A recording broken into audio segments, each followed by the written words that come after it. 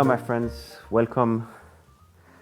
I'm sitting here in this sofa. It's a very nice fabrication from Switzerland with an excellent leather which has survived the dog's attacks, with the exception of this little part in which the dog has definitely removed the foam below the leather. Nevertheless, this sofa is very low, and this is not so easy to it's not so easy to sit on. A little bit struggle for getting up again. So today I will show you how to install little wheels below. These wheels have two advantages. The first one is that it will raise the level of the sofa, so it will provide more comfort. And the second one, especially since we have a dog, we have removed all the carpets. This will facilitate the move of the sofa in a very easy way. Let's go. So we have to start by taking a couple of measurements. For this, we are putting the sofa upside down. So now the idea is to put finally 6 wheels on this sofa. 6 because here this is in reality a component of 2. So we'll have to find the means of installing them.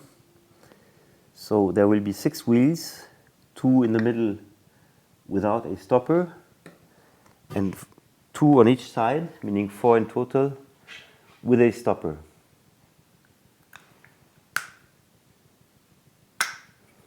Now I've also taken out a couple of beams I had around, and let's see how it fits. And this here is really a miracle because it's fitting absolutely perfectly. The challenge will be to put the screws in a way that it won't be moving anymore. So this one will be our reference because it's really fitting amazingly well and has the sufficient width for installing the wheels. For the sides it will be a little bit more complicated because of the way that the sofa has been built. So here, just as an example, this is more complicated. You see here that there's a empty part here, and we'll have to find the ways of adding a piece of wood which would then reach this height and with the width necessary for installing the wheels.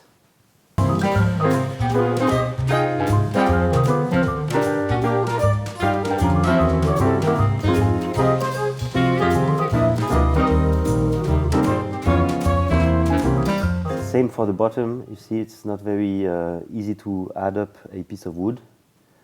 So we'll have to measure and we'll have to cut exactly in the shape necessary for putting the wheels. So I won't bother you too long for the measurements. Nevertheless, here we know that the depth of the other beam is 4 centimeters. So we'll make sure that here we'll put a 4 centimeters. So conclusion, I'll be needing 2 pieces in a shape of L. This is for the front. Then for the back, I'll be using pieces ready-made, just the height, and the central piece for the middle. I'm not insisting on the measurements because this will be different for your own sofa.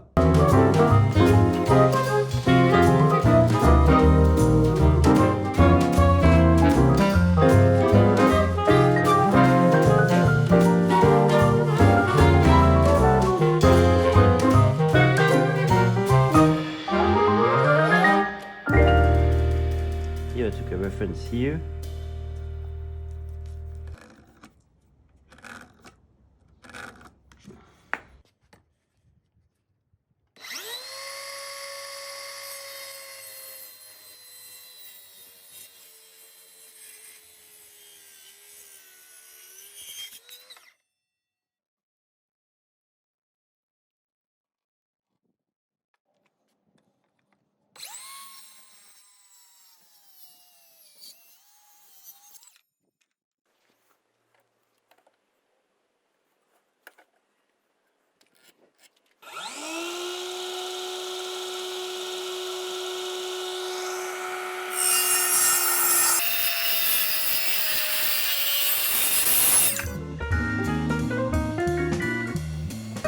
So here we're going to use the circular saw. This is the only mean of doing it.